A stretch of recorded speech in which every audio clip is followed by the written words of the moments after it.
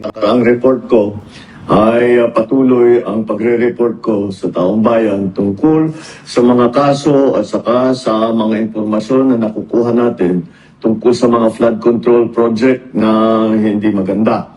At kaya ngayon ay nais kong ipalaman sa ating mga kababayan na ang ICI at saka ang DPWH ay lahat ng nakuha nila na impormasyon ay ire-refer, ibibigay na sa ombudsman para imbestigahan ng ombudsman. Ito ay tungkol sa mga impormasyon ng dating Speaker Martin Romualdez at saka ni Saldico. Pag nakita lahat ng ebidensya, baka mag-file ng kaso ng plunder o anti-graft o indirect bribery. Malakas naman ang loob natin na yung ombudsman ang ginagawa lamang ay sumusunod